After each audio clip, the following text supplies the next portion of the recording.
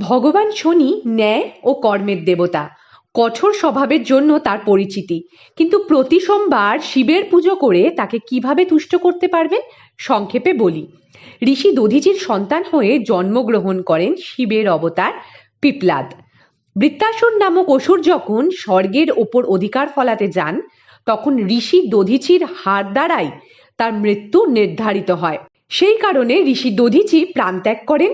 সেই কষ্ট সহ্য করতে না পেরে তার স্ত্রীও প্রাণত্যাগ করেন ও তাদের সন্তানকে পিপল গাছের তলায়, অর্থাৎ অসত্য গাছের তলায় রেখে মারা যান।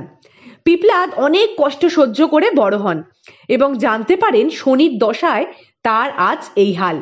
তথাপি পিপ্লাদ শিবের তপস্যা করেন এবং বরপ্রাপ্ত হয়ে শনিদেবকে আকাশ থেকে পৃথিবীতে পতিত করেন এবং 5 বছরের নিচে কোনো শিশুকে শনিদেব আক্রমণ করবেন না এই উপদেশ দেন। তবে এই বয়সের সঠিক সংখ্যা নিয়ে নানান মতভেদ রয়েছে। কেউ 5 বছর, কেউ 14 বছর বলে থাকেন।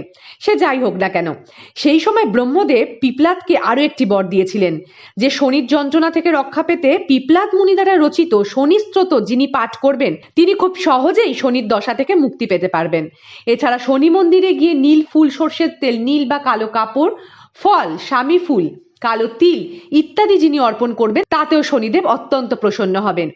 এছাড়া প্রতি সোমবার কালো তিল দ্বারা শিবের পুজো করতে পারলে শনি তথা সমস্ত গ্রহের দশা থেকে মুক্তি পেতে পারবেন। এইরূপ আরো পৌরাণিক তথ্য পেতে আমাদের চ্যানেলটিকে এক্ষুনি সাবস্ক্রাইব করুন আর অবশ্যই কমেন্টে লিখবেন হর হর মহাদেব, ওম নমঃ শিবায়।